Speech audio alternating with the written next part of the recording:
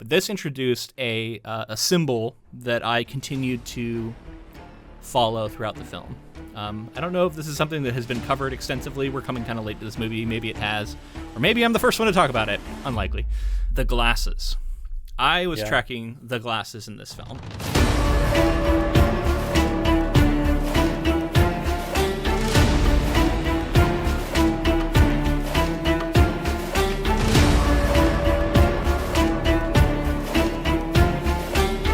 Welcome, friends, to episode 348 of the Ink to Film podcast, where we read the book and then see the movie. I'm filmmaker James Bailey. And I'm writer Luke Elliott. And this week we discuss Edward Berger's 2024 film, Conclave. All right, so last week we read Robert Harris's book, and now we've watched the film, which I have to say, it was pretty delightful. I like Ralph Fiennes quite a bit. Stanley Tucci. I love seeing this cast together. Really gorgeously shot film. I thought, really good use of some things that we talked about last week that we theorized would look good on camera. Yeah. Architecture, costuming, lighting. All that looked amazing. A lot of the drama was there. A lot of the claustrophobia of the Conclave. I felt like the film really emphasized a lot of the fact that like they're isolated. I just thought that all of that was represented in the cinematography. But what were your thoughts on this film? This was a really fun one to watch. It was a director that we have touched in on before, which I will fully admit I did not know until after I watched the movie. I was like, who directed this? And I was like, Edward Berger, that sounds familiar, which just shows on my memory that I couldn't place it. We just talked about Edward Berger, too. We just talked about him. On Why the Book Wins show. Yeah, so if you didn't know, he also directed All Quiet on the Western Front, the new adaptation of it, and some other things. But like that's the one that we covered, which we both really liked. And also really visually stunning film. Yeah. So I was like, oh, cool. This is a really interesting next thing to go to. I don't know if he did anything else in between, but like to go from that to this is a pretty interesting, transition. Yeah, apparently Conclave was ready to go and he actually delayed it for All Quiet on the Western Front. Really? But yeah, I think you can see the trademarks of this filmmaker. It's not somebody I was very aware of until All Quiet. But between these two films, I've been really taken with his ability to tell a story. That's like a body of work now where I'm looking at these two and going, okay, this is somebody to watch. Specifically because of his handle on all aspects of the filmmaking process, right? It's like very different kind of movie. It's thematic. It's also like the visuals are there. The sound design is great. The direction with the actors, I thought honestly, I love Ralph Fiennes and he's a great Voldemort in addition to other things. He's great in this too. Yeah. This may be one of his best performances. I think so. It's like a little understated, but at the same time, which is powerful, moving, emotional. Like he absolutely embodied that character. So Edward Berger did a great job with this. We did want to touch in on some of what we talked about last week, just in case people didn't check that one out, which we do recommend because we like to give context to the source material and then come into the film. Our religious backgrounds we touched on a little bit, and just to give the highlights. For myself, I'm agnostic, was raised Methodist, felt that I never really connected, never really believed, and then eventually had like sort of a deconstruction with that faith, and I didn't feel that disillusioned with some of the church as a whole and some of what the hypocrisy that can be baked in there, but in general not religious, so that's like the perspective that we're coming from. And Luke, if you wanted to. I was raised Catholic, went through confirmation, so I'm kind of familiar with this world a little bit, but I was quite young at that point, and then basically as soon as I got through that, the whole time I had been feeling doubts, even as a child, and it really was after that I basically turned away from the church and have become full-blown agnostic / atheist. I'm just not sure about my atheism, so I tend to say agnostic because I don't know that I believe the question of God is knowable. So that's kind of where I'm at.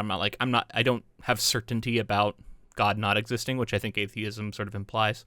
But I know there's some semantic arguments about what that means. But that being said, I try to be respectful of other people's beliefs. That's just something that I try to hold as long as they're not infringing on others, right? Like I like it when people can, keep their beliefs to themselves and not have it become something that they have to impose on the rest of the world. And, famously, a lot of religions have had difficulty with that over the years, including Catholicism and other forms of Christianity. So I don't like that element of it, and I'm not going to be happy about that kind of stuff. But I want to try and respect that this is also a religion that a lot of people believe in, and it's not a monolith, and there's all different kinds of people. And this, movie shows you there's whole different elements and different factions within the church, political factions you could call them, or belief structures or whatever, or how people feel the church as an organization should proceed. And that's kind of at the heart of what this book and film are all about.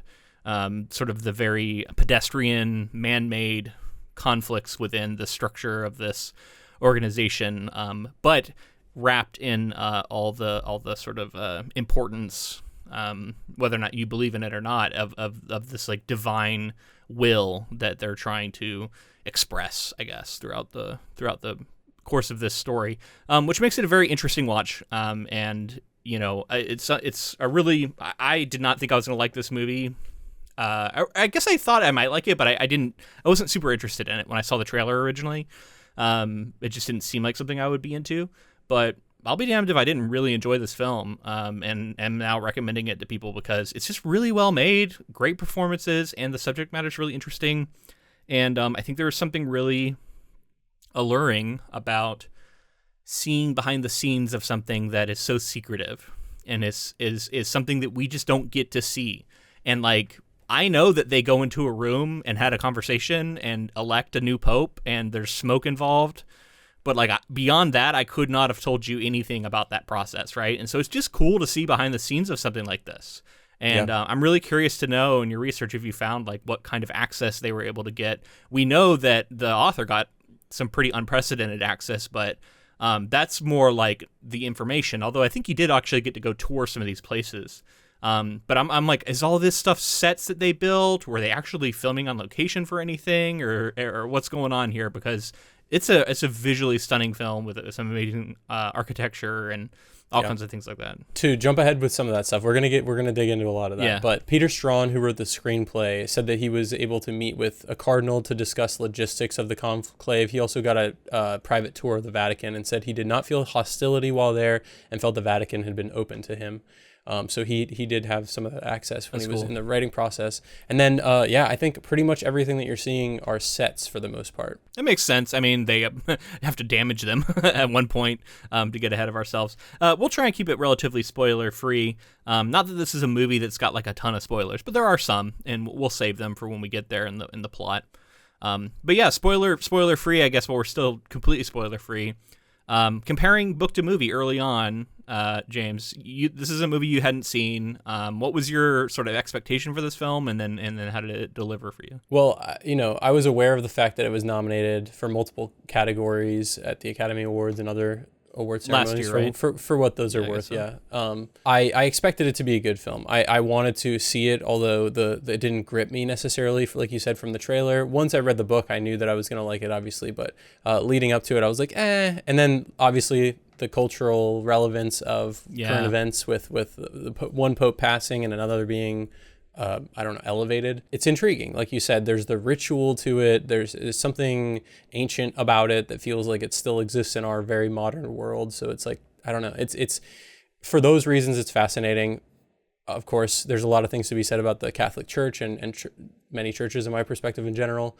But we talked about it some last week, this idea of a religious but also political position that does have sway in the world, really, with many different countries, and they're almost like a country unto themselves. So this person is going to have a significant amount of power and sway from the followers. So hearing about the church trying to be progressive for the Catholic Church, and then also hearing that there's sides to it that want to be very traditional and stay to the status quo. It lines up with a lot of political movements, and just seeing how this is, I would say, leaning in a certain direction, I think allowed me to enjoy it a lot more than if it had been, say, a very pro-traditionalist movie or something like that. There's also a fair amount of humor. There's sadness. There is a lot of tension. We talked about how Yeah. like it's this political thriller, really, when you get down to it. And I thought so much was done in the silent moments to show like the isolation and the doubt of our main character, but also a few other characters and like the fallibility that we've talked about last week a lot of, like these characters are like within the context of this world, and really the cardinals themselves in real life are people, whether they're, you know, divine or not, based on, you know, their rank within the church and everything like that, including the Pope. It's a person at the end of the day. And like, I like the way that some characters are talking about the like striving to do something and asking, like, you know, asking forgiveness and all of those things. Yeah, it's like we serve an ideal, but we're not ideal men. Something like that. I'm paraphrasing a quote, but it was something like that. And we don't have to be ideal. And for people in positions of power, I think that that's a powerful message to send, and something like that I think is positive overall. And then on the other side of things, we see people saying those kinds of things, and we see that they are lying and whatever sins, like they're, you know, the whole list of sins that you can do, I guess, are done by most of these like a lot of these cardinals, some vying for power, lying. Certainly a few prominent ones have, Again, we don't want to get into too many spoilers. We can speak about it vaguely, but there's some scandalous stuff that happens, or at least is talked about in this movie. And I have to assume that there's some level of realism to that. And for sure. That's because it's behind closed doors, and because it's so, as they say in here, we've had a pope who was a part of the Hitler Youth. Like, that's a real thing that happened. So wild. Yeah.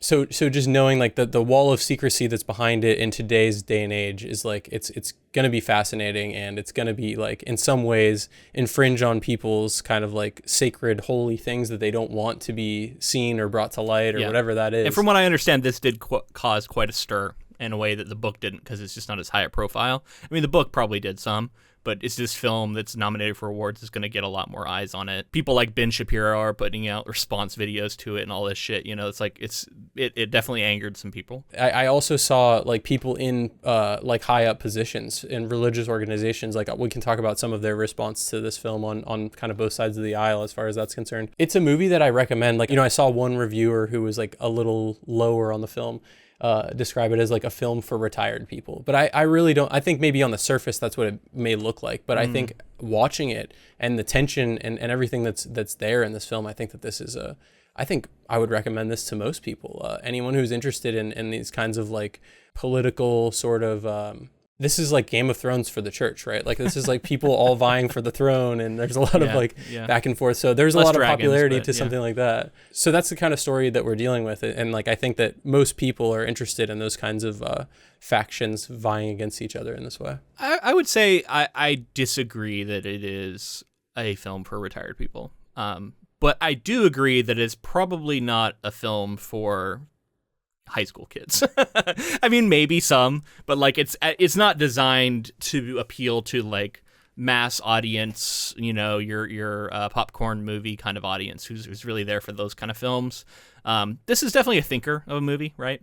I think it asks you to engage with it on, you know, deeper levels, think about symbolism, think about, you know, the art of cinematography, what's being shown, performance. You pay attention to the subtleties of performance, I think, to appreciate some of the stuff that's going on here.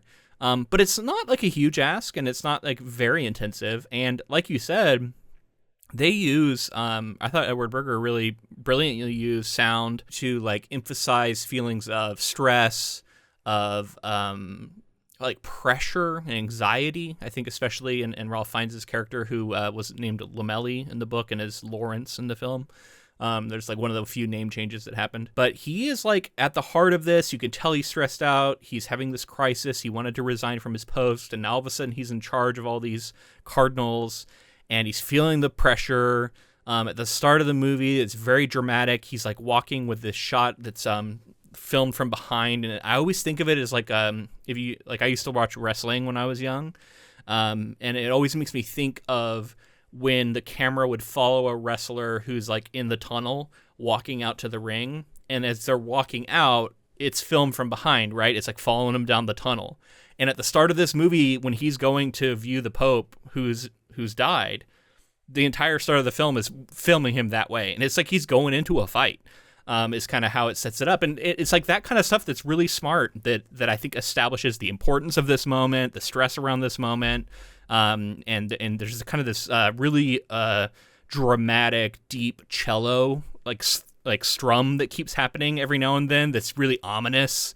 And I loved all of that, and I thought it was all combining to make this quite engaging. And the movie flew by. I actually kind of expected I was going to have to watch it in 2 sittings, just because of the time frame. I was watching it kind of late, and I was like, I'll probably watch half of it tonight and then go to sleep on it, finish it tomorrow. Every now and then I have to do that. But like, I just watched the whole thing because it gripped me. You know, I was engaged. I was like, I'm just gonna finish this thing because it was exciting. And even though I kind of knew what was gonna happen, I was so along for the ride that I was enjoying myself, and I kept watching it. So that should tell you something about it being an engaging film. And while you say it was a thinker, I think it's a really approachable one. I think like the pacing, the editing of the film is like you said, it grips you and it holds on to you in that score, which I do want to note now.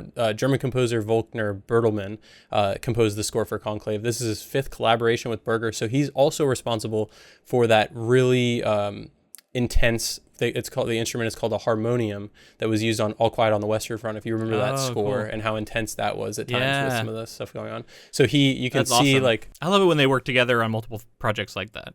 Becomes kind of a signature. Yeah, that's really cool. I agree too. And it's funny that you mentioned like a wrestling, like with Conclave making a wrestling reference. Because like that sort of tracking shot, I would have thought of like the opening of Goodfellas. You're like following the character in and all the way down the hallways and into like the it does tend to be like kind of, I don't know if it's a oneer, but it's like a long take usually where you're seeing a lot of stuff. And it's like an establishing kind of thing. It's like showing us into the world and giving us some of like the frenetic nature of what's going on. And I think I thought it was a really strong way to open. You know what film made me really notice the connection to it was the film The Wrestler. There's a moment where it tracks him that way, but I think it's when he's at work and he's like going to the deli counter, but it tracks him like going in and out of the kitchen and then going back out to the deli counter space, but it follows him just as if he was a wrestler. And I think he even goes through like a hanging curtain to get out onto the deli area, and it feels like he's going out onto the ring, and it just kind of shows the difference of like this guy who's used to going into the ring, but now he's working at a deli counter. And that just made me like realize that is how they shoot those guys. And now whenever I see it in a movie, I think like, oh, that's the wrestler shot. It's cool. It's effective. So yeah, I would definitely recommend this movie to people. I do think the book is a cool way to get added context. As always happens, there is some stuff that got cut for time.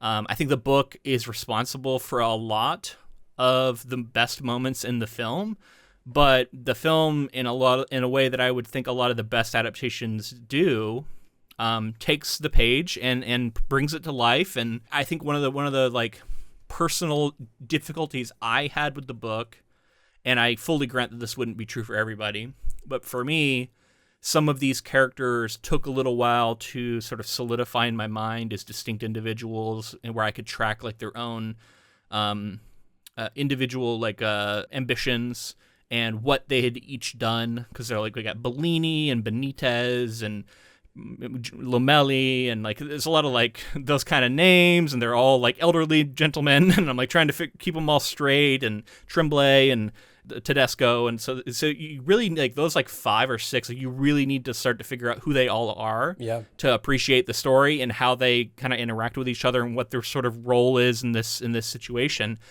The film was able to establish that so much faster. I think there's some really smart choices, which we'll touch on when we get into specifics.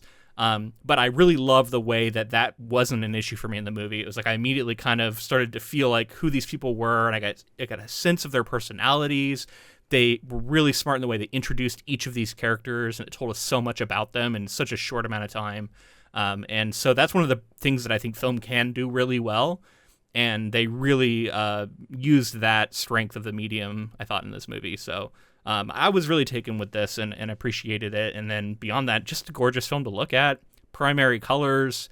You got your reds, you got your blues, purples, and then, of course, you're just like stark whites, and the way they use shadow, I think communicates a lot thematically. We can talk about light and shadow and all those sort of things going forward. So yeah, one thing that I thought about too in comparison to the book is I felt that these rituals were more explained in the book to where like I, as a layman, as far as like Catholicism is concerned, like understood like why they were doing certain things. Whereas in the film, it's a lot more you just see them interpretive. You're seeing them do it and you don't know why in any way.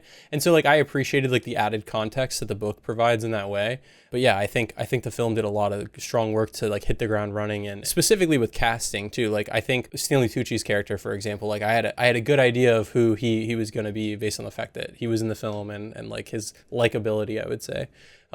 But they play with it, so we can talk more about that when we get into plot. I did want to say, because we were talking about score before, I wanted to note in this film, Bertelmann discussed developing a sound that was neither too ecclesiastic or classical, leading to experimentation with lesser-known instruments. As a result, much of the score makes use of the cristal basse, a crystallophone played using wet hands. Wow. So not a cello.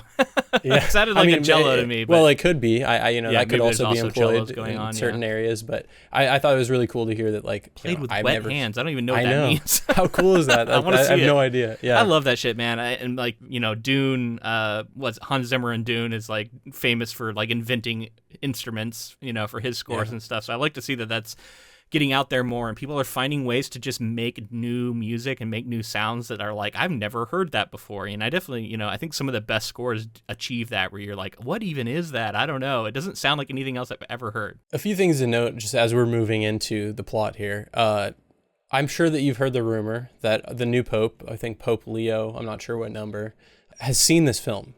His brother. So the rumor I heard was that a bunch of the cardinals during the conclave, this most recent conclave, were like watching this movie to learn about the process because they maybe didn't know about it. I don't know how true that is, but like that was like the thing the scuttlebutt I heard. So I heard that after Francis was the previous pope, after he passed, viewership for this film skyrocketed. Obviously, it was up like 300-400%. That's crazy. Over like right away on different streaming platforms.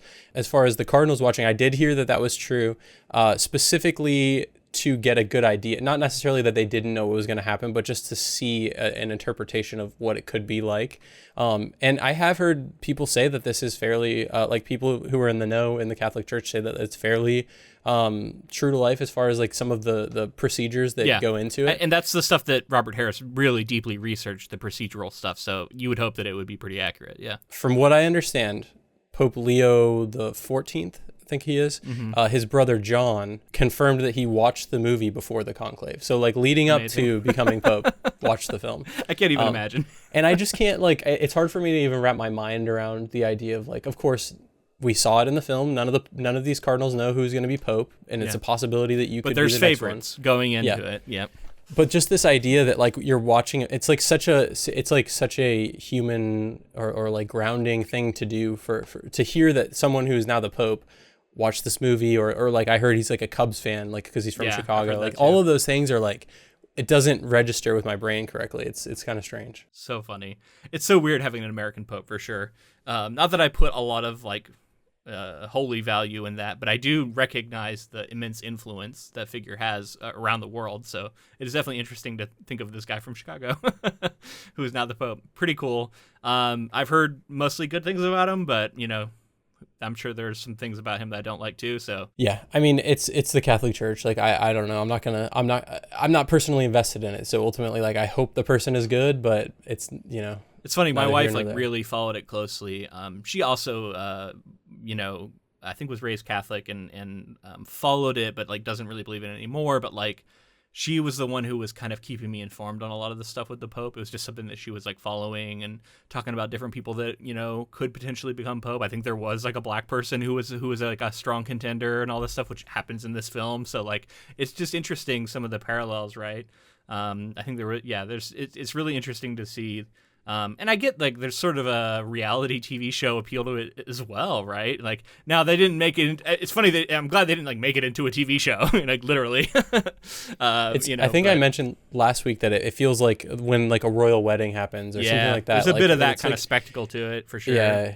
And people, it just excites people. And this specifically is like where the royal family, like, I guess people are just invested in that. But like, this is like if you believe in this, this is like kind of God's voice on earth now, as far as the Pope is concerned. And it's like, that's pretty, that's a massive magnitude of like influence as far as like the religion is concerned. So there's been like pretty wild. 3 or 4 in my lifetime, I want to say. I'm not sure exactly, but like I'm always like, why are there so many? And then I'm like, oh yeah, because they keep electing guys who are very old. Yes, yeah. So it's kind funny, of like I remember built into it a little bit. I definitely remember at least 3 in my that I was like, aware of. Mm-hmm. So pretty wild. All right, man. I think it's time to get into the actual plot, which will mean we're going to move into our spoiler section. We'll talk behind the scenes stuff there too, but if you have not seen the film yet, just know we're about to start getting into spoilers. All right, so after the Pope dies of a heart attack, the College of Cardinals, under the leadership of its Dean Thomas Lawrence of the United Kingdom, convenes to elect a successor. The 4 cardinals who emerge as likely candidates are Aldo Bellini of the United States, a progressive reformer, Joshua Adeyemi of Nigeria, a social conservative, Joseph Tremblay of Canada, a moderate, and Goffredo Todesco of Italy, a staunch traditionalist. Archbishop Yanis Wozniak, the prefect of the papal household, tells Lawrence that the Pope demanded Tremblay's resignation before dying, which Tremblay denies. Bellini, meanwhile, tells his supporters that his goal is to prevent Tedesco from winning the papacy. Lawrence is surprised by the last-minute arrival of Mexican-born Archbishop Vincent Benitez of Kabul, whom the Pope named Cardinal in pectore the previous year. Lawrence opens the deliberations with an impromptu homily, encouraging the college to embrace uncertainty, which some interpret as an open declaration of his papal ambition. No one obtains the 2/3 majority necessary to win, though Adeyemi commands a lead over Tedesco and Tremblay, while Bellini and Lawrence split the progressive vote. Monsignor Raymond O'Malley, Lawrence's assistant, discovers the Pope paid for Benitez to be flown to Geneva for a medical appointment that Benitez later canceled. Let's back all the way up to the start, prior to the word conclave appearing as the previous Pope is taken away. One of the things I loved about this opening scene, we've already touched on the camera work, was the way that it so effectively characterized the previous Pope who's died, in a way that we're not going to really know much about him. We just hear him referred to. Yeah. And Bellini in the same moment. And that was the moment where Bellini asks, I'm just going to call him Lawrence, since that's what he's called in the film. Do you think I can take this? And he's talking about the chess set. And he goes, oh, they talk about how he used to play. And he says, oh, who would win? And he's like, oh, always him. He was 8 moves ahead. And I thought that was such a good way to set up that this is a Pope who is very intelligent, who has died, and who has schemes, right? Like, this is someone who is 8 moves ahead. Like, it is setting that up. But it also tells us a lot about Bellini, which comes to be true, that, like, he likes the trappings. Like, he likes the prestige. And he says the right things, and he acts like he doesn't want it.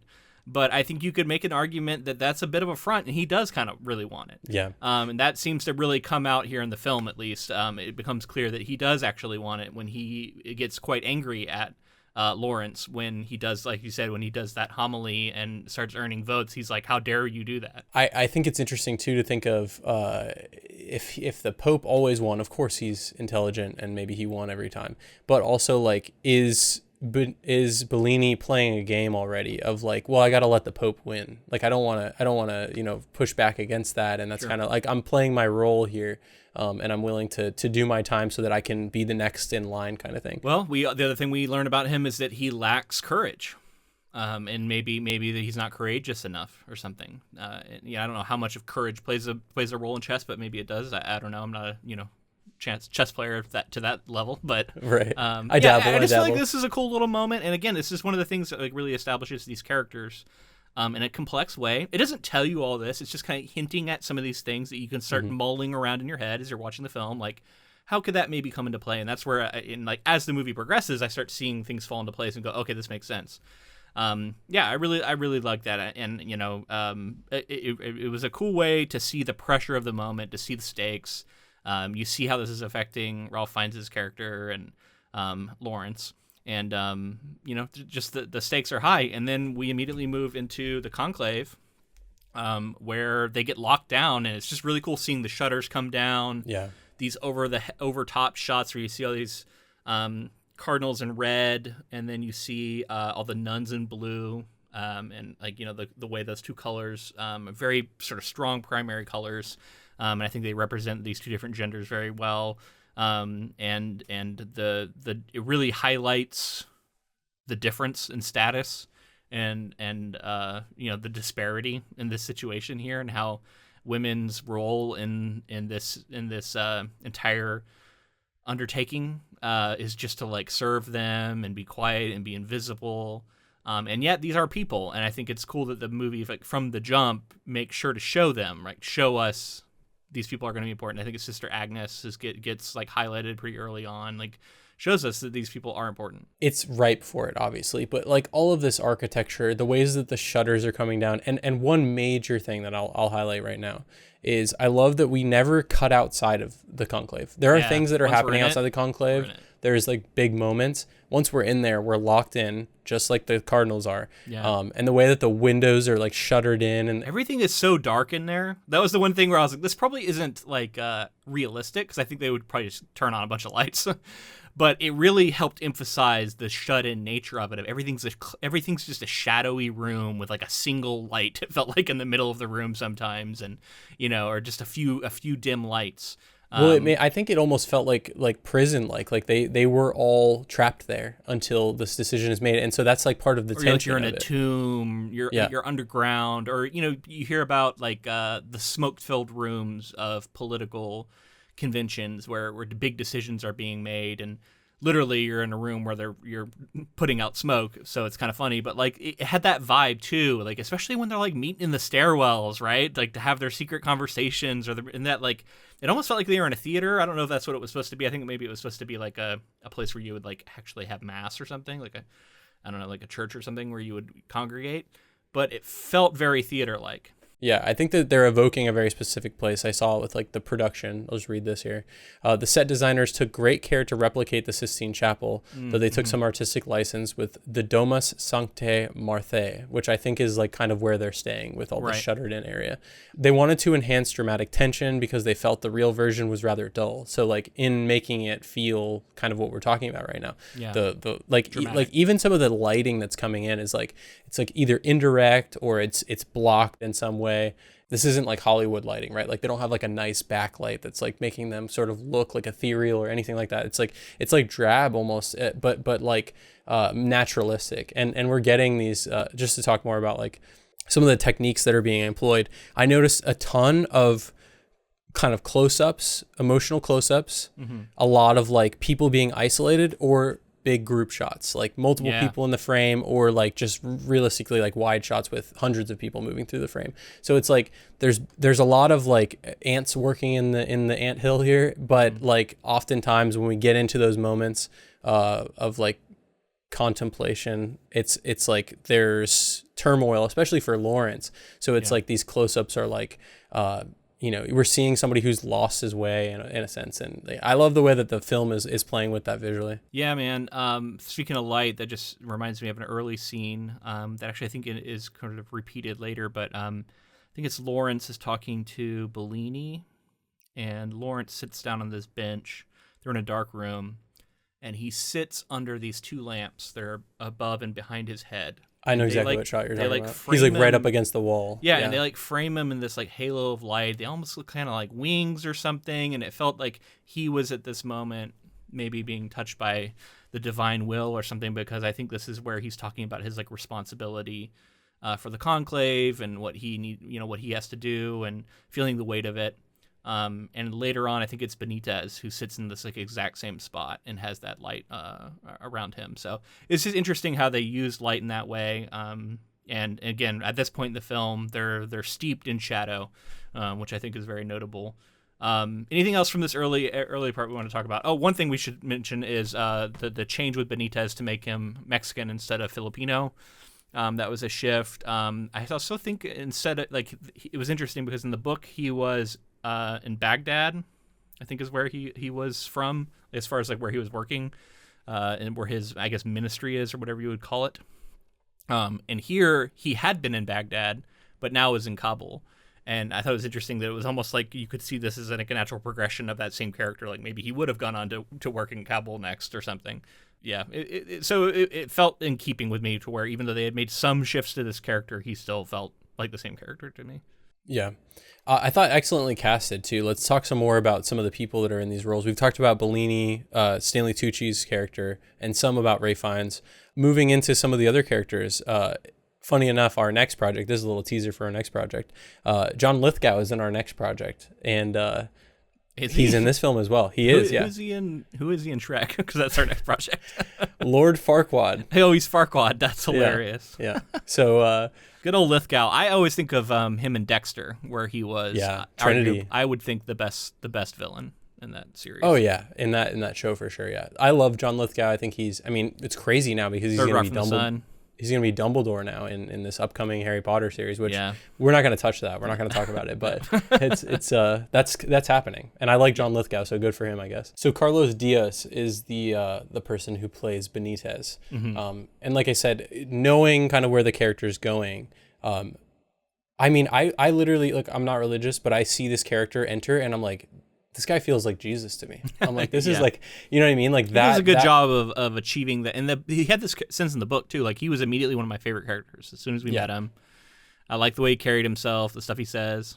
Yeah, the way that he's like interacting with, he's very humble, but also like you can sense that like he's had a weight on him. Like that he's been through a lot, and I think the character he's been on the ground. He's been in dangerous places. I also love the way he recognizes the job that Lawrence is doing. I think that gives him a lot of points to me because we see it, right? As the audience, we're watching Lawrence and all the things he's struggling with and all these things he's having to deal with. And from the jump, Benitez is voting for him, or at least says he is, right? And part of me was actually, I wanted to ask you about this because early on, Lawrence I think he gets 5 votes, so it's not 1. But there's definitely like the moment where the first vote is announced and he is like shocked. He's like looking around like, who the hell voted for me, right? And then Benitez also gets 1. And I was wondering, like, do we have any sense of who voted for Benitez first? Because you could float the conspiracy theory that Benitez voted for himself to get the ball rolling and then just told Lawrence that he voted for him. I don't think this is true, but I like to believe that he did actually vote for Lawrence and then continue to all along. But then the question still stands of like, who voted for Benitez? Yeah, somebody, I don't know, maybe somebody from because I know like Lawrence led him over to like, I think a group of Spanish speaking, I assume maybe that's some fair. Mexican. And again, this guy's affect in the way he is, you could see it. Someone just is really taken with him. Yeah. Again, but he was made in pictore, so he's basically a secret cardinal. So the idea that like they're meeting him for the first time and are immediately going to vote for him to be Pope is pretty interesting. Yeah, I got 2 things. One, I love that you're being a skeptic still, and you're like, you know what? Maybe this guy isn't what we think he is. Orchestrated it himself. Question this. Second thing is, I read that creating a cardinal in pectore is only for the lifespan of that Pope. But interestingly, as far as like the lore of this story is concerned, it seems like the outgoing Pope changed the law on that before he passed. Oh, interesting. I think that's said in the book, maybe. And that sounds right. In the movie, it's one of those like systematic things that I'm like, oh, that's interesting, and I just kind of forget about it immediately because I don't really care that much. But apparently, that's the protocol is that they unless they are elevated publicly before the Pope passes, then it's no longer like valid or something like that. Interesting. I didn't even know this was a thing that. No, the Pope could do. So I barely knew what cardinals were. So fair. Agreed. Another couple of people I'd like to shout out. I thought Isabella Rossellini as Sister Agnes was really powerful because she stood up to. We're jumping ahead a little bit, but standing up to these cardinals and like protecting the woman in the scenario. And then also leading into this kind of fuck yeah moment where she's a part of this big reveal to solidify the future. Let's save that for when we get there, but I agree. So one more part from this section, I think, because you talked about the homily, which I thought was excellent, by the way. Yeah. I really like the way they did that, but this introduced a symbol that I continued to follow throughout the film. I don't know if this is something that has been covered extensively. We're coming kind of late to this movie. Maybe it has, or maybe I'm the first one to talk about it. Unlikely. The glasses. I was tracking the glasses in this film, and I thought it was really interesting that some characters like Bellini wore glasses all the time, And then you have a character like Lawrence who would only put them on certain times when he was engaging with, when he was trying to read, when he was looking at the computer, when he was doing certain things where he like needed to see, as if, people really do.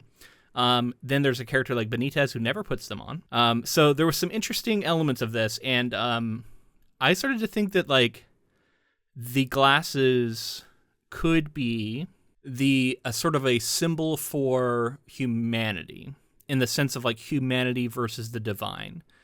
And so when a character is looking through glasses, it's like they are bound by their human form. They are their fallible human self.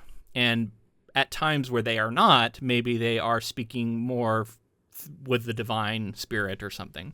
And one of the ways I have to back this up is that, Lawrence has his glasses on. He's reading from his prepared remarks, and then when he decides to go off the cuff and give the rest of his homily, which ends up being the really impactful part, he takes them off, right? Because he's no longer reading. And I noticed that at different times in the movie where he was speaking from the heart and at his best, he often wouldn't have them on. But when he was like getting into the like nitty gritty details and learning about all the things that Tremblay had done, which we'll get into soon, he had them on. Because he was having to investigate and he was having to get down into sort of the dirt of humanity. And I just thought that was interesting. I'm not sure. I've only seen the movie once. It would be interesting to track that. And is it true for every character? I don't know. But I thought that was a potential interesting visual thing they could do. And the idea then would be that Bellini is like always got his glasses on. So he is in I think that's in tracking with his character, who is much more of like a political figure who's caring about like, we can't let Tedesco win, so we have to strategize in this way. And he's not thinking about it in like a divine way at all. He's very much thinking of it in a political way. And whereas Benitez is like the character that's like, he's just like, we got to vote for the best person. Doesn't matter. On my heart. Yeah. Which I think is cool. To follow up. Do you think I'm onto anything there? Yeah. I got to dig into this, because if you bring up a visual motif like this, I think that like it's worth exploring. And I love this kind of stuff. So Tremblay wears glasses, and after he's been kind of disgraced, his glasses are broken. Yes. Yeah. That was the other moment where I was like, I think I'm onto something. Because not only is he, he viewed the world through glasses, his glasses become shattered because that has failed him to this point too. Like, he has lost everything from this. Yeah. So I thought that was definitely a clear sign that they were saying something with that, right? Like, there's a reason we only see one character with broken glasses, and it's Tremblay. Yeah, and let's go with like the easiest thing here, right? Like, eyes are the window to the soul is like a common thing that you hear. So like to obscure eyes are a big them, thing in films. absolutely, always. Yeah. And so to obscure them or to like call attention to some of these kinds of things, there's definitely something being said. And then there's another impactful scene, and this is jumping out a little bit, but I think it's worth it to follow this. Lawrence breaks the seal, goes into the Pope's office, and the Pope's glasses are there, which is something that is like of humanity. He is now not of humanity anymore, and he's moved on, and his glasses are still there. And I think even the book early on makes a point to talk about like the Lawrence character. I'm forgetting the name of the book character. Lamelli. Mm-hmm. He's looking at the Pope, and he's not used to seeing the Pope with his glasses off, and he feels like he's almost a different person in that way. So it's like also connecting back to the book. Maybe that's the thing in the book, and I just missed it in the book, because sometimes it's easier to pick up on the stuff when you're seeing it, right? This is what I'd say. Everything was intentional. Whatever we're seeing with it was intentional, and whether we're picking up exactly what they're putting down. Yeah, and I think often filmmakers do stuff like this not because they have a very specific thing they're trying to say, but because they have an idea of something they're kind of trying to say. And they like the idea of like, I'm going to do this, and then it's something that people can try and interpret and people can think about it. Maybe I do have a thing that I'm kind of doing with it, but I'm not going to come out and say, because I want it to be something people discuss and debate. What does this mean? Sometimes they do have like a really specific thing, and then just nobody can nail it, but the sort of conversation leads in certain like similar directions. For sure. But yeah, I also, we were shouting out cast. I want to make sure I shout out the actor who plays Eddie Yami, because I thought he was really good and a kind of a tragic character. Lucian Masamati. I thought he did a great job, and I've seen him in other things. There were times that I think this is the rest of the Cardinals as well, that I'm pulling for this character. Like, you're like, oh, I think he's along the right path. He seems like he's got some of the, but then you learn about some of his larger belief system and some of that. And I did just want to highlight this because this is something that I didn't really click for me, but I wanted to make sure I represented it, is Otisirizi Obiyoung, writing for Nigerian magazine Open Country Mag, argued that the portrayal of Idi Amin is problematic for playing into stereotypes of black men being sexually aggressive, and that sexual abuse has become, in the last few decades, the defining moral damage of Western Catholicism. Yet the ahistorical vision of Conclave pins that responsibility not on a cardinal from any of those Western countries, but on the sole black African papabile. Yeah, it's something I thought about in the book. I didn't raise it because I thought they were doing enough to like make him just kind of an interesting character who had a vice, and like I don't think the book like fully condemns him. I think it's kind of seen as like he is the representative of the character who has sinned and yet is trying to be a good man going forward. I think there is some implication that it was very improper and that she was quite young, but notably she was not a child. She, I think, was 19. And in, I think most, if not all societies around the world would say they were two consenting adults. There's nothing illegal happening here. But in the sense of the church, this is disqualifying. So it's an interesting thing to talk about. But I did definitely note that it was like the only black candidate was the one caught up in the sex scandal. And that goes back to Robert Harris, by the way. That's fully in the novel. That's the character's major flaw, and the tragedy of that character is he's saying it was a moment of weakness. It was all of those things. And like you said, they're consenting. But like to have, of course, the black person is the one who's doing the thing that, again, like the Catholic Church there's a lot of sex crimes that have happened around it. And like, they're kind of skirting that. And I think that goes back to just like Harris's intentions, while probably were good, was raising concerns about the Catholic Church. I think that one, in hindsight, to me, I'm like, it kind of rings a little, stereotypical to me. It does, yeah. I definitely noted, I should have brought that up last week because I did think about that. I think I even had it in my notes. To me, it's like if you can really make the character an interesting, rounded character that feels fully realized, I'm less likely to level those kind of criticisms, and that's, I'm sure, a point of privilege from me. But it's the ones that are poorly drawn that I'm more likely to be like, yeah, this is definitely a problem. Not to say that you can't have a well-drawn figure who is also problematic. I guess I'm just trying to say like why I didn't. I think that must have been why I didn't raise it last week, but it's something I did consider. Overall, I think like the scenes that we get of the full reveal when we're in his sort of quarters, I think are like you see this the tragedy, and like there's that level of doubt in all of these people, and it's like who acts on it. You see Tremblay act on it. You see Tedesco, I guess, doesn't technically act on anything, but he's just kind of a shitty individual. But like Idi Amin is the one who, like, you see the full, like, he has this whole realization, and there's all of these shots of his reaction to the voting process and the how he gets less votes going forward, and he's not even a contender anymore based on this big reveal. He's the one where he's sitting by himself, right? There's like the shot of him sitting by himself in that big room. Yeah, he's like fully isolated. You just reminded me of a couple scenes that I wanted to note too. There's the scene where like most of the, I would say, more progressive cardinals are sitting together in this sort of like theater seating area. And they're having these conversations, and it's kind of just trying to figure out, and this is post, I think, the first election or voting session. Bellini's pissed that Lawrence got votes, but then they're trying to figure out how they can kind of navigate this. And I just thought, one, it's almost like this vignetted sort of spotlight top-down look at these characters. And you're seeing all hush when the nuns come in. Yes, yeah. And you're seeing how they like are all sitting differently, and I felt like that represented each character pretty well. And that conversation ends up being really important because like they're not on the right track. You know what I mean? As far as what their goal is, they're kind of already having some infighting happening. Specifically, Stanley Tucci's Bellini character. I'm trying to remember. I think that scene might actually occur before the first vote, because I think that's where Bellini's talking about his chances, and he's very adamant that he doesn't want it. And then I think he leaves, and then that's when we get the line of like, oh, it's the ones who want it you got to look out for. Those are the dangerous ones. And that's why that guy says he supports Bellini. And there's the whole thing where he's like, here are my views. And they're like, oh, don't mention women. And he's like, no, I want them to know my views, and I want that to be out there. So it's like he's saying the right things in this moment. He seems like a good choice in this moment.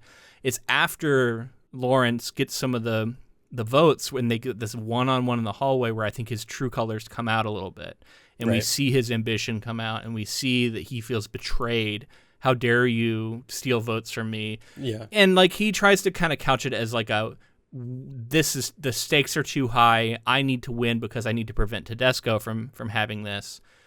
But I think there's a little bit of ambition showing here, and then all of a sudden we think the ones you got to watch out for the ones who really want it, and like that kind of includes Bellini now. I think you can see he does really want it because he has this whole line where he's like, you know, I'm sure you've picked out your name. Everybody has, you know, like everybody has picked out their name, and we can tell that's something that he has done.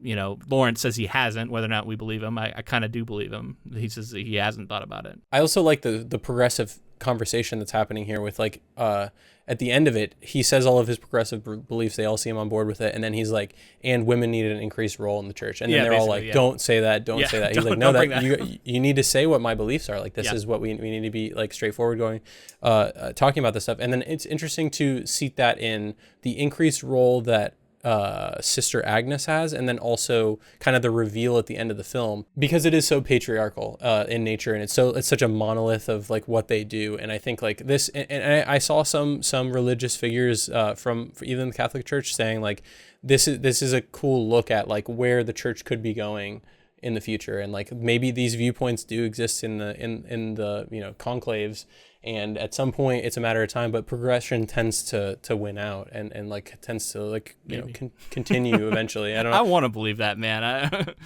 It's hard when you live in America to believe that these days, but yeah, I agree. Another big thing that we should talk about, I think we should move on, but there is the stuff with Tremblay is all being set up here, and he already seems like he's like, we know. Oh, he's shady as fuck from early on. Shady. Yeah. Right away. Complete denial of everything. Mm-hmm. Like, which, like, to me, I'm like, these are supposed to be. I don't know where you heard that. I don't know how you possibly could have heard that. And we're like, dude, this guy's lying. And he's got people. He's paid off people. Obviously, we come to find out. But in terms of like, there's an investigation done. Oh, and then he immediately turns it on him. He's like, be careful. This could be seen as your own ambition coming through. You know, he immediately turns it on Lawrence. Like, this is all you. Yeah. Mm-hmm. I love how that homily sets this story off too, because like, one, I agree with the voice of what he's trying to say, and like the for the most part. And then all of these characters are it's like a bomb goes off, and all of these characters are like picking sides very quickly. They think he's on a side. He's trying to stay pretty moderate, and he felt like, especially in the book, it's highlighted that like he felt like it was a pretty moderate thing to say. He was just kind of saying like, "Hey, I just think it's one of those situations where it's like, we should treat all people with respect. I didn't think that'd be a controversial thing to say, you know." And it's like, unfortunately, it is these days. It was that kind of thing where like he said something that seemed very like common sense, and yet it was viewed as being quite controversial. So moving forward with the plot, on the second day, the college witnesses an altercation between Edeyami and Sister Shanumi, a Nigerian nun recently transferred to Vatican City. Lawrence speaks with Shanumi, who confesses to a past illicit relationship that led to the birth of a son. Edeyami confirms the story when pressed. Though Lawrence is bound to secrecy, a whisper campaign derails Edeyami's candidacy. Bellini reluctantly decides to back Tremblay. Working with Sister Agnes, the nun acting as head caterer and housekeeper, Lawrence discovers that Tremblay arranged for Shanumi's transfer. When confronted, Tremblay claims he did so at the Pope's request. Lawrence then breaks into the Pope's seal department, where he finds documents indicating Tremblay paid cardinals for votes. He shows the document to Bellini, whose plea not to reveal their existence sparks an argument. So this is a really interesting part. You touched a little bit on Sister Agnes. I think we can fully talk about it here now. I love that when he goes to talk to her, to this other nun. What's her name? Shanumi. Shanumi. When he goes to talk to Shanumi, and she like doesn't want to let him in the room. This is right out of the book. And at first, in the book when I first read this, I kind of just interpreted it as like she was a stickler for procedure. She wants to be the one talking to her, and like was kind of resisting for that reason. But upon watching the film and thinking about the story again, I started to ascribe different motivations to Sister Agnes, and I think she may have been already onto Tremblay's plot in the sense of like Tremblay got her here on purpose. Clearly, there's something going on. My role is to make sure that she doesn't interfere with the conclave. And so she's just trying to minimize this. She doesn't realize the damage has already been done, which is what Lawrence kind of points out later. But like, to her, she's like, I'm just going to minimize this because I'm not going to let him have an effect. So she's trying to like prevent it from becoming a problem. It's already a problem, but she is trying to do that. So I feel like that's why she doesn't want to let him in, because she lets him in and he finds out what's happened. Now all of a sudden, this is going to be a bigger bit of drama for the Conclave, which is like goes against her sort of principle of what she's supposed to be doing. Yeah, and I love the way that she goes about doing this, right? Like you said, I love that she stands at the door, she denies him, and ultimately Lawrence is like, I'm in charge of all of this. I have to take care of this. I think we can see there's a few scenes later, like she follows him when he's inside the Pope's room, and so I feel like she has some knowledge of some of the things. Like, why did she know to go there? Why was she saw that the seal was broken? She stood outside. She had an idea of who was in there. I think she's really in the know as far as some of what's going on. It seems like her and the previous Pope were quite close, and like kind of maybe shared some plotting with each other in their own way, or strategizing, I guess. And it's even said, like, you know, we are supposed to not have eyes and ears, but we were born with them. So it's like we're gonna see and hear some of what's going on, and I'm sure that she has overheard some of what's going on. And then just the way that she like logs into her account and walks out of the room is like such a badass thing to do, and the way to cool. not to implicate anyone really. It's like, you know, it's just logged in the book. She says a line that's like, I'm not allowed to take part or something, but I can open up a file and I can't control who sees it or something like that. And then she walks out. And in the film, she doesn't say any of that. She just opens it up, gets up and walks out, and it's all implied. And I thought that was a brilliant, like, light touch of like, you don't need to over-explain this moment. I think we get it. In terms of thinking of these characters too, and God's will and what they're interpreting and what they're doing, what they think is right, it's so interesting because like technically Lawrence keeps breaking the rules, right? He breaks into the Pope's room. He's getting contact from the outside that he's not supposed to be having. Like all that kind of stuff is going on. Procedure, yeah. Call it, yeah. And so does she. And so it's like there's like, again, they're like renegades. Like they're doing things they're not supposed to but turns out for the greater good as far as they're concerned. And then there's the moment that like Tremblay is being confronted, which we're coming up to. She has the moment, like the reveal, because they make all these scans of the documents that he finds in the Pope's room, and then he denies it and all this stuff, and then she comes in and she confirms it, and she's like the nail in the coffin as far as it's the cover up basically. Tremblay is involved in covering up his own actions and bringing her there to set up this drama, and in so doing, he also has been buying votes, and that's revealed, and sort of the corruption behind it. And he continues to deny it. He says that the Pope asked him to bring her there, which maybe even is true. It's possible. You could see it as being true. But what the Pope didn't ask him to do was to pay off all these other people. That was why he was going to dismiss him. And that comes out. And he's been lying about that, literally. And that's revealed. And I love that Sister Agnes is really the one who like puts the nail in the coffin on that one. Like, 100%. Yeah. She's so good in this movie. I also want to say, I had to call bullshit on one moment. Lawrence is in the Pope's room, and I just don't believe that he would have broken the headboard to find the documents. Interesting. Yeah. It felt like, I'm like, how? Why? Yeah. It was like, hey, man, I get that there's felt the like divine touch. Yeah. I guess that explains everything away. Yeah. But there's a little tuft of cotton sticking out, so he knows to go in there and find there was, like something sticking out, which I guess would draw your eye if that was actually happening in that way. It was definitely an interesting moment. Yeah. But this Pope is just Machiavellian. He's got all these plans. 8 moves ahead. Yeah, apparently. So I want to talk one more visual motif that I saw repeatedly throughout, and it really starts happening quite frequently. It's just how much a lot of these shots, especially the wide shots, looked like a painting, like a Renaissance painting. Oh, yeah. You'd have all these different characters kind of moving in a different way, or they're all looking a certain direction. I think when Benitez is about to give his speech here at some point, and they're all like in the theater kind of leaning away from him, and like that's quite stark. Some of the moments when they're within the voting chambers, whatever those are called, looked like that. But we were about to talk about the moment where Tremblay gets called to task in front of everybody. because I thought this was a really cool scene. We get to see his final denials. And one thing I thought was just really funny, a really funny moment that I don't even know if you caught because it was very easy to miss. Tedesco takes a big hit of his vape at one point. Oh, yeah. Yeah. Hilarious. I was like, I didn't think I saw it at any other point, but during the whole thing with Tremblay, at one point, Tedesco just hits his vape. I thought that was hilarious. It told me so much about that character for some reason. Sergio Castellitto is the actor who plays Tedesco, and he did such a good job. I just am so fed up with this person, like, right away. Like, I don't have any interest But you can see why he's popular, too, though. Yes. Like, he's charismatic. He's just a force of personality. Yeah, it was so funny to see, like, and like, things keep happening around him, and he sees from his perspective. He's like, I haven't done anything wrong, and I'm not getting the votes that I deserve. Like, look at all these people that are fucking up all around me from different, sides of the aisle for this conclave, and yet, like, he's such a, like, boisterous person. Like, he's just and he knows in this moment when Tremblay's coming down, he's like, this is actually good for me. That's why he's like, he's got some faux outrage, but really he's more outraged about the cover-up, and he's like, well, who are the other people on here whose names have been omitted? Like, he wants to, like, expose everybody, so he knows all of this is good for him, which is what Bellini has pointed out.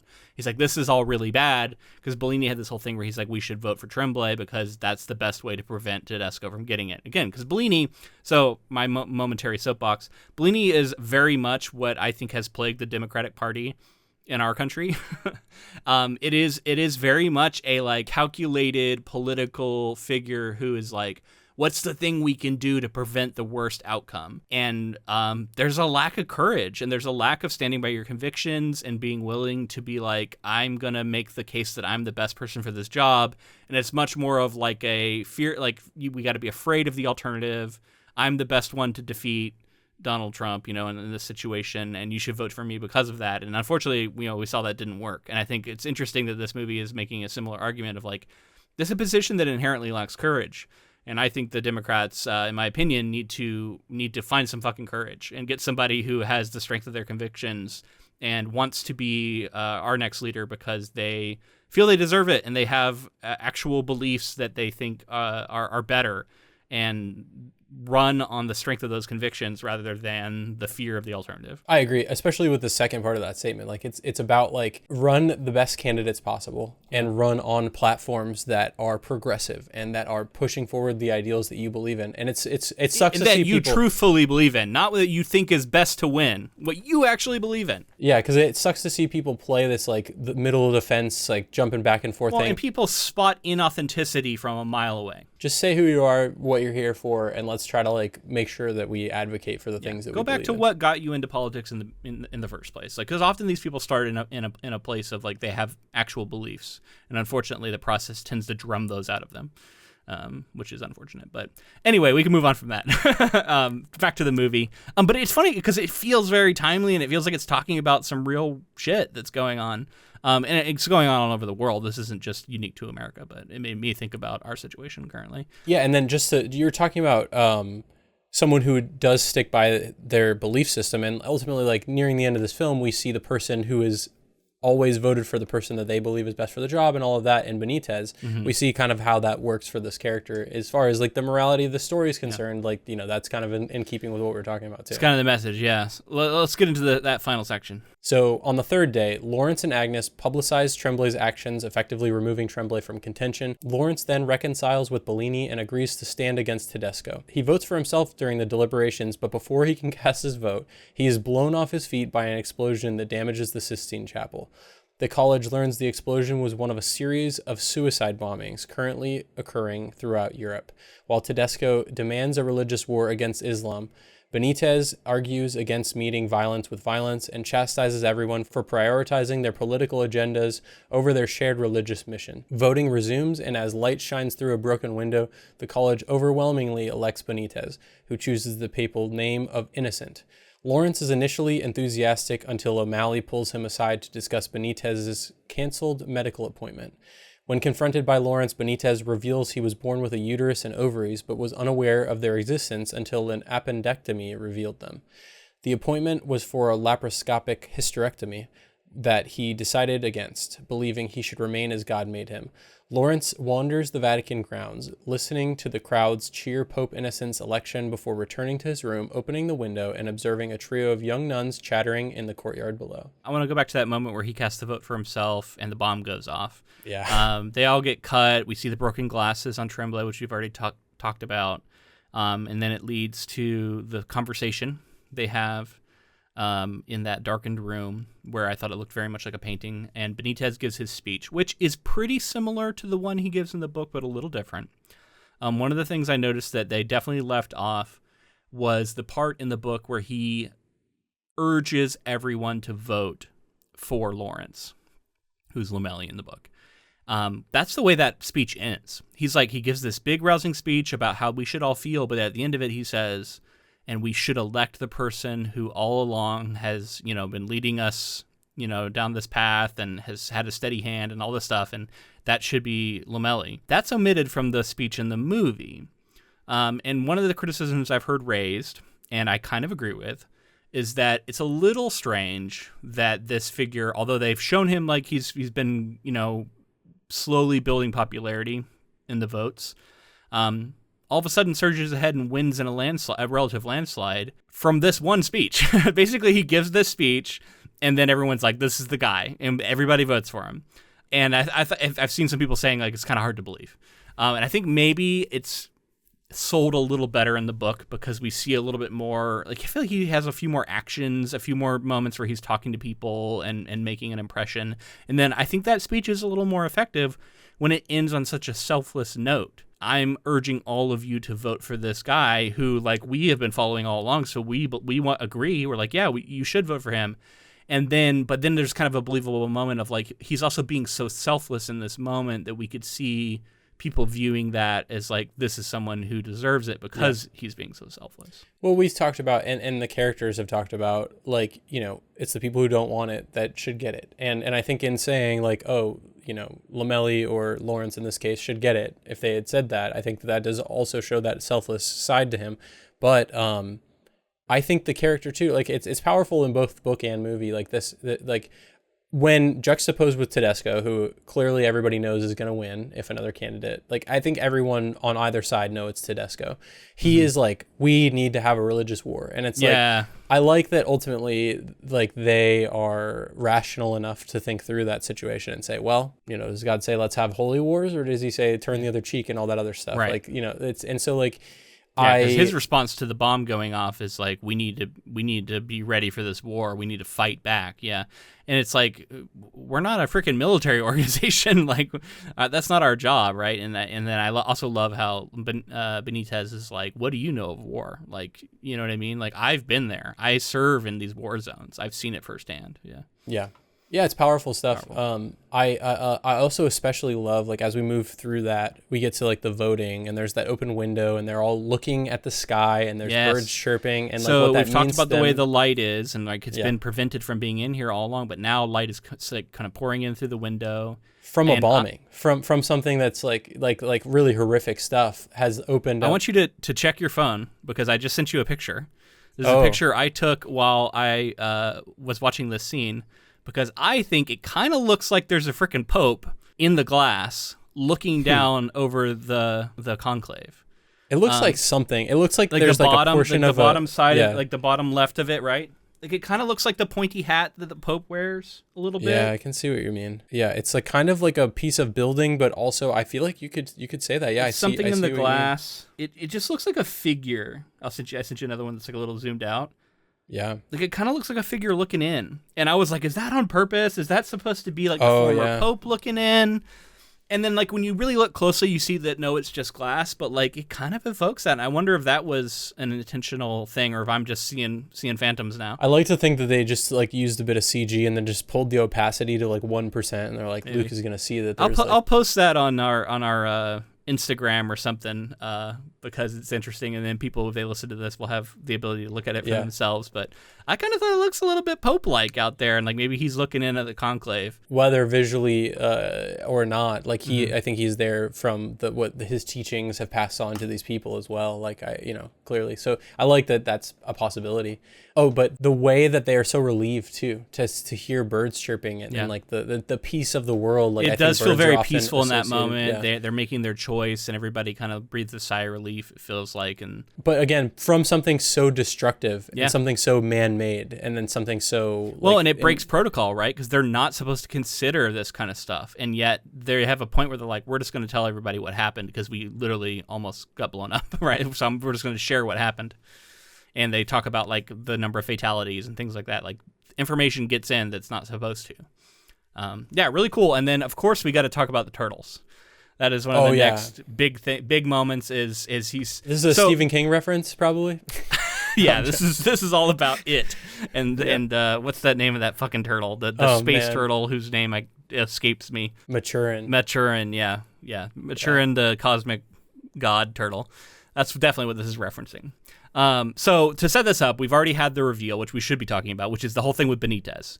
And Benitez had potentially had a scheduled surgery. I think some of the details of the exact condition are changed a little bit from book to movie.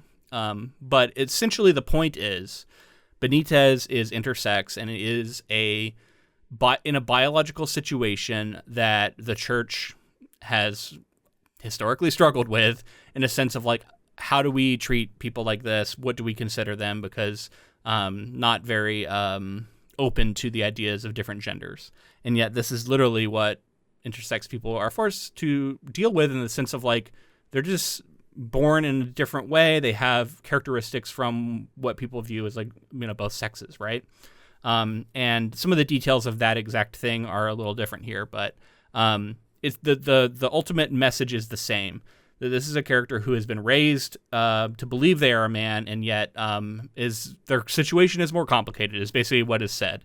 Yeah. Considered getting surgery, which would have been sort of a gender affirmation surgery or something assignment, like that. Kind of assignment, thing, yeah. Like to like make them into more of what they would consider a man in the sense of like their biology, but then decided to not go through with it and instead just kind of embrace how they were born. I don't really know the ethics around that and how people feel about it. I know that it's definitely a very hot button thing to talk about, and also people who are in these situations have very different feelings about whether or not they feel that they should keep the sort of equipment they were born with, or if they feel that they should change it. And that's again something that I've never had to deal with, and I'm sure there are strong feelings about that. All I can do is go with what the movie is showing us. And the movie is showing us a situation where this character feels like, I decided to not go through with it and just stay how I am and embrace, like, as God made me, as he says. And this is like another crisis moment for Lawrence, where Lawrence is like, oh no, have I made the wrong decision? This is a huge deal. This is a big scandal. This is going to be a big deal if it ever comes out. This is something I feel like I kind of have to hide now. And yet, I think the rest of the movie engages that question. So, thoughts on that? He is, I'll speak out of turn, I guess, a little bit here and say, like, I feel like each individual gets to make that decision on their own, right? Like, right. If an individual wants to remain intersex and how they were born, I think that's perfectly acceptable and what they should have the opportunity and privilege to do. I think it's so interesting because when you start to think about the pressures that someone like this would feel, and like the expectations that someone like this would feel to have a surgery, and like all of those factors are flying around, and like it is this like big bombshell reveal, and I don't know. This book was written like 10 years ago or something like that. I don't know that it's handled in the best way, and maybe it was adjusted a little bit here in the film.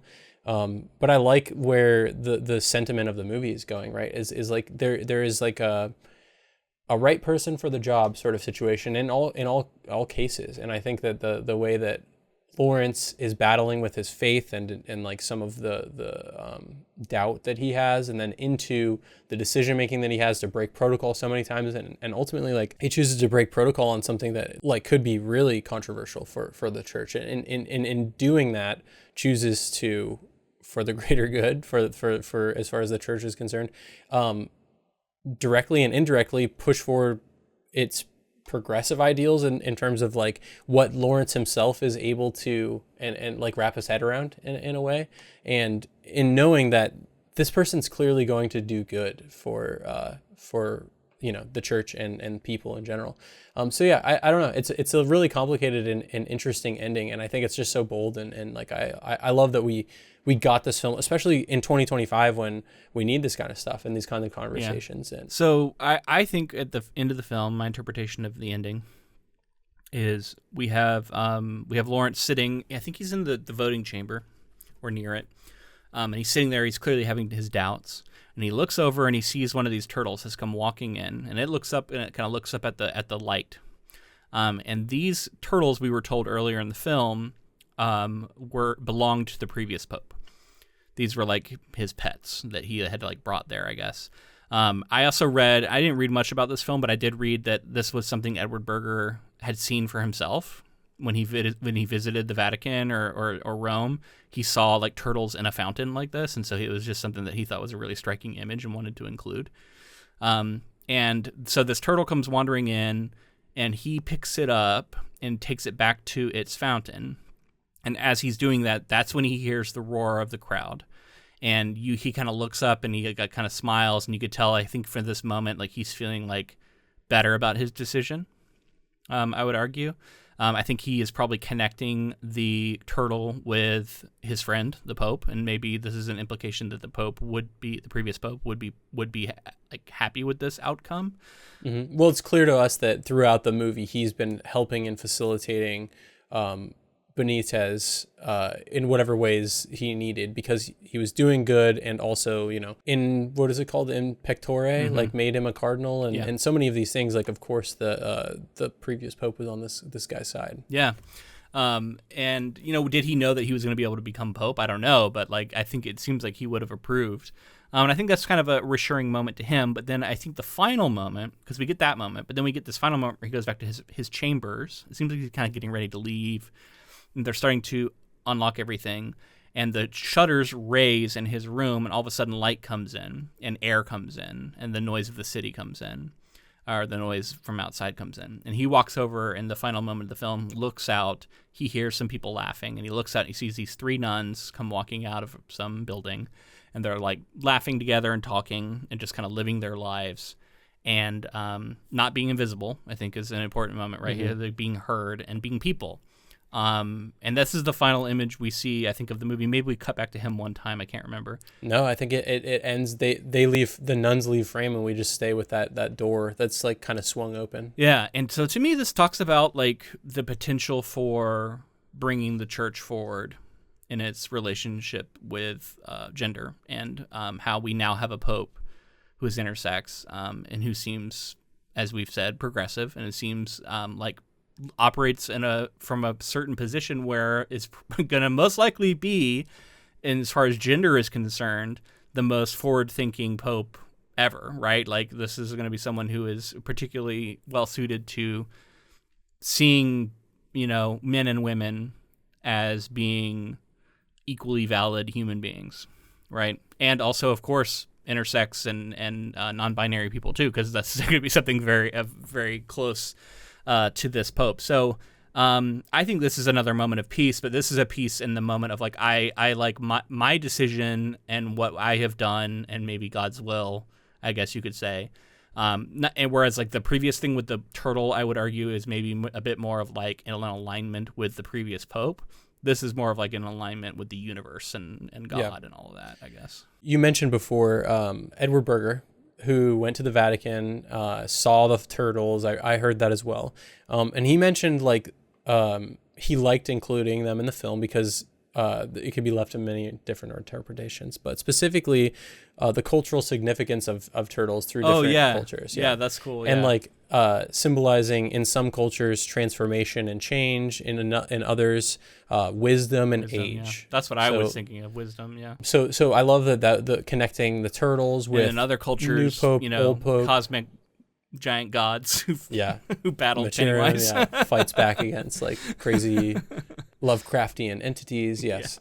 Yeah, the final scene, I agree. Like this open door flies open. They're clearly young nuns. He's looking at it. I totally agree with that. I think that it's the progression and what, like, even if it's a subtle change and it's a slow change, which turtles are, they're slow. That this is something that's gonna lead down the path that is progression and not regression and like hate and fighting and all violence and all that stuff. But I think the significance of returning the turtle to the water as well in that near final scene is like he was told before he's like a shepherd, or he's like he's not a shepherd, he's a manager. Yeah. So and this idea of like he's managing in this he managed scenario, the hell out of this conclave. this conclave, and then taking care of the turtles and seeing that his management job, whether he leaves or not, because he's talked a lot about how he wants to leave the Vatican. It's he managed it well, and I think like that's like if you want to call divine sort of fate into order, like that may have been his purpose is to make sure that this was facilitated correctly, and he rooted out some rats, some people who didn't deserve to be there, which is I think significant, and then shepherded, even though he's not a shepherd, shepherded a new cardinal who eventually became pope. And I think that's a pretty powerful message for somebody who is just a manager. Yeah, I agree, man. I think we are at the end of our coverage here in the sense that we need to vote on whether or not we thought the book or the film was better. And I don't know about you, but this is a pretty tough one for me. I guess I can start in the sense that I'm already talking about it. The book is responsible for so much of what's good about this story. And as I already said, I thought Benitez's speech was more effective in the book and sold Benitez winning the votes in a way that was a little better than the film, whereas the film, I can totally see the criticism of, like, Benitez gives us this one great speech and now all of a sudden wins all these votes. Like, now you could argue it's clearly kind of like a wartime for the church moment. Everybody's caught up in the emotions of the moment, and so maybe their emotions lead them to vote that way. But I liked the version in the book where he demonstrates selflessness. And I felt like that I kind of missed that in the movie. I can see why it was probably omitted, because it might have muddied the waters a little bit and made it seem like, like people might have looked at it and been like, he's advocating for this other guy. Why didn't the other guy win, But I still think it might have been a little better that way. So that's my one quibble with this movie. But otherwise, I think this movie's really excellent. We've kind of raved about the way it looks, the way they deploy symbolism, thematic resonance throughout, like the cinematography, the score, everything's excellent. Performances are amazing. I think it's a really interesting movie that's going to stick with me. I love the way it's paced. I found it super engaging. So there's so much going for the movie that I think it is going to win out. I like the way that I was immediately taken with these characters and could identify them and differentiate them, as I said. But this is definitely one where I would say this is a great combo piece. A lot of people don't know that this is based on a book that I've talked to in real life. No idea. So I think if this is news to you, I would recommend reading the book. I think if you liked this movie. The book is also a fast read, and it just adds a little more detail to a lot of this stuff and is a very interesting companion piece for this movie. But I think this movie's excellent. So I'm going to give it to the film, even though it is pretty close, and I did have a couple of quibbles with the movie. Yeah, I'll just start out by saying I agree. I think it's going to be the film in this case. I want to give the book credit because all the major plot points are great right story there, that Robert Harris crafted. Absolutely, really did. And I think that the added context for somebody who's not Catholic and doesn't understand the significance of the rituals and stuff, I really appreciated that. I loved it. I devoured this story, and I'll definitely give it credit. But what Edward Berger did here in combining, like we talked about, even from the beginning of this episode, all aspects of the filmmaking process to really elevate it and to show something that feels kind of holy, like it's like all of these things do feel like they're hitting the level of significance that they deserve, and in using the camera as an eye into this, I just thought it was really powerful. And then, like you said, a lot of the subtlety, characters' reactions, and like kind of some of their internal struggles. Like I like an interpretive film in that way. It worked really well for me, and it's definitely one that I'll be thinking about. And I think it deserved, talk about performances and set design and all that other stuff. Did it win any awards, by the way? I know it was nominated for a bunch. Yeah, actually, funny enough, for our podcast, it won Best Adapted Screenplay. Oh, okay. So it was the best adapted film as far as there you go. concerned. I think it's a great one, so that sounds well deserved to me. All right, man, that's going to be it for Conclave. If you enjoyed our coverage of Conclave, make sure to let us know in the form of a rating and review on whatever app you chose to listen on. If you're on YouTube, make sure to like this video and subscribe to our channel. We are so close to 1,000 subscribers. Maybe we're already there by the time this is out, but if we're not, even if we are, we would love to have you subscribe. That would help our channel continue to grow, and we'd appreciate that. Don't you want to be our 1,000th subscriber and be the one? Anyway, please also connect with us on Facebook, Instagram, Blue Sky, TikTok, all of those at Ink2Film. And we also have a Discord server where we like to hang out and talk about books and movies and anything else that under the sun, and these episodes, any specifics. If you want to get access to that Discord server, just send us a message, ink2film@gmail.com, or on any of those social media platforms. We also have a bookshop that I don't talk about enough. I will include Conclave, the novel, on our bookshop. So click the link. It'll be in the show notes. And if you go to our bookshop and buy it there, you get to, number one, not give any more money to Amazon, which we are in support of. And number two, support us, because although it doesn't add anything to the cost, we do get a little kickback from Bookshop if anybody uses our link to buy the book. So you're inadvertently, just through buying a book is something you're interested in doing, helping our podcast too. So if you were considering buying this book after listening to our coverage, we'd love for you to use our link to do so. That'll be in the show notes. Also, we have a Patreon, patreon.com/ink2film, where you can support this podcast monetarily more directly. And on there, we have bonus content. Like every month, we release exclusive episodes onto there. Coming up soon, we are going to be doing our deliberations on our upcoming Hall of Fame induction, where we're going to be doing the job of whittling down 10 adaptations down to a top 6, which is what we'll be taking to our actual adaptation Hall of Fame induction ceremony episode, which is episode 350. Anyway, all that coming up. But if you wanted to listen to those behind-the-scenes deliberations, those are going to be on Patreon, patreon.com/ink2film. All right, man, I guess we've already announced our next project is going to be Shrek, in a very big change of tone. It is a Patreon choice. Speaking of Patreon, this is something that was chosen by our community, won out on a poll, very, very close poll, where it was against Starship Troopers and Akira, where the two other projects got very close, but Shrek won out. I know my wife's going to be happy. She's been wanting us to cover this for a long time, so I'm looking forward to it, man. I haven't seen that movie in a long, long time, so I'm excited for it. Yeah, come hang out. We'll do some more John Lithgow films. We'll keep working our way through his filmography, because he's Lord Farquaad. So. Okay, I'll be listening for that. All right, that's going to be it for Conclave, so until next time. Keep adapting.